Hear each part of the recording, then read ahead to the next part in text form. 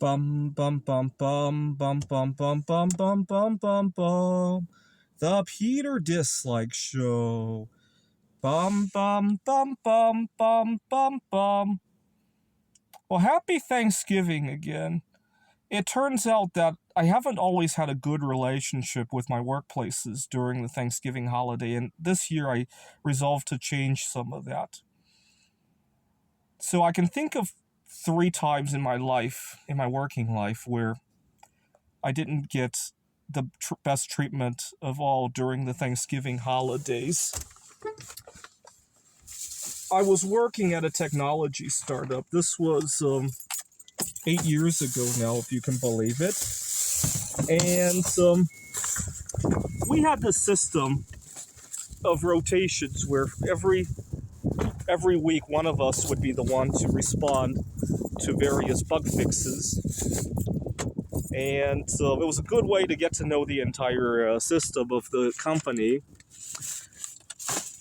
It was the week before Thanksgiving. My colleague had asked me to, for what seemed like a minor favor. He wanted to switch the weeks with me. And I didn't think very much of it. I wasn't planning on going anywhere, so it didn't seem like a big deal. And so I switched it with him, and he left on his vacation. And, I try to be nice with these things, right? After all, one of these days I may want to travel somewhere. I might have a family one day. He left, and I quickly realized why he wanted, aside from the fact that he was going on vacation, why he chose that week. Because it wasn't the week of Thanksgiving. It was a week before, I think 2 weeks before. He had been at the company for 3 years. I was only there 3 weeks at that point.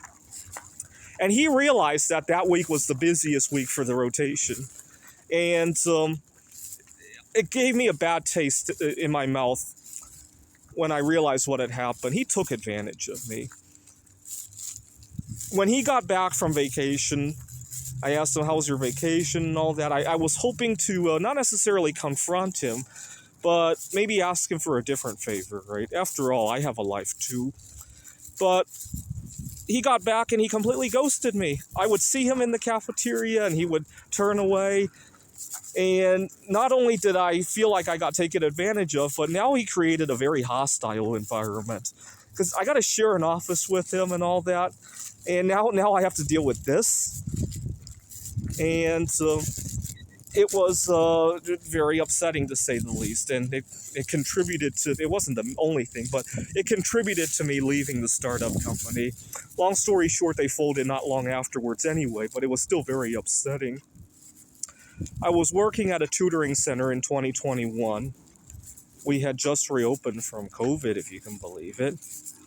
And Thanksgiving was upon us again. Now, the Thanksgiving week, most of my colleagues were away, so it was a really rough week. We had the boss and I had about 8-10 students most of the time.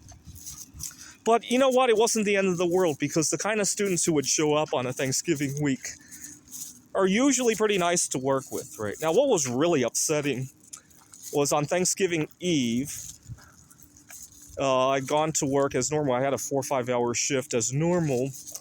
And we were getting to the last hour of the shift, and we had one student. And it was one of my favorite students, actually. And I was working with her. I think she was a 5th, 6th grader. She was studying algebra, if you can believe it. And my boss says that I could leave. And I pretended to not hear him. I continued to work with the student, and he was very insistent. And finally, I had to get up and go. And I thought, you know what? At least I get to start my trip to Wallace, Idaho a little bit earlier. So I got to Wallace, and when I got to Wallace, my first thought was, gee, is my boss actually going to pay me for that hour? Because after all, we had a really tough week. It's not like your average week, right? And plus, I stayed behind, right? I could have just as easily left for Wallace 2 days earlier, right? And I don't know how he would have handled those last couple of days, right? And when I got to Wallace, I logged on to see my pay stub and my check, and he didn't pay me for the hour. Now, it wasn't going to be a whole lot of money anyway. It's not like I was making $100 an hour, but it was more upsetting than anything else. And when I was working on my PhD, I was working as a teaching assistant. I often had to proctor exams that students conveniently needed to reschedule because they wanted to go home for Thanksgiving. Now, do I dislike any of these people? My boss who asked me to leave early on Thanksgiving, or the colleague who just switched the bug rotation? Not necessarily. Had they been upfront with me, right? Hey, this is, I've had a very rough month. This is a very stressful week of bug reviews. I'll do another favor for you at some other point, right? Or my boss, hey, we're still coming off of COVID kind of finances. I'm only going to give you this many hours on Thanksgiving week. Hey, had either of those people been like that, oh my God, this would have been a beautiful thing, right? We could help each other, right? But I was more upset that they were sneaky about it more than anything else. Now, we're coming up to Thanksgiving week again. See, it would never reciprocate. There are so many things I could use at the moment. Next weekend, my friend is going to set me up on a blind date, and there are so many things I wish I could find time to do that I'm going to have to cram, right? I would so much love to go donate my hair right now. I need to be eating better this week. Also, I'd like to be this week leading up to the date. I'd like to go out to eat more, to go practice my social skills, right? Imagine I go up to work and say, hey, I'm going to have to end class early today because I need to race out to go get my hair cut because I'm going on a date on Saturday. I don't think it would reciprocate as much as if one of my colleagues said that he wanted to leave early to get a head start on his trip to his family in some other city, right? It just goes to show that maybe I was too loose in the past, right? I don't know. Today, if I had a colleague who wanted to switch tasks with me and I knew his task was harder, or better yet, I didn't know and he was sneaking it on me, first of all, I learned the hard way when somebody asks you for a favor to kind of research what you're saying yes to before you say the yes, right? Do some reading, even social media, stalk him if you will. It's better to do it that way than to give it and then resent, right? And maybe call out something for what it is. Today, if my boss asked me to leave early, I might point out that, hey, we had a very rough week, and this is one of my favorite students. Am I going to at least get paid for this hour? Right? Maybe not say it in those words, but call it out for what it is sometimes, right?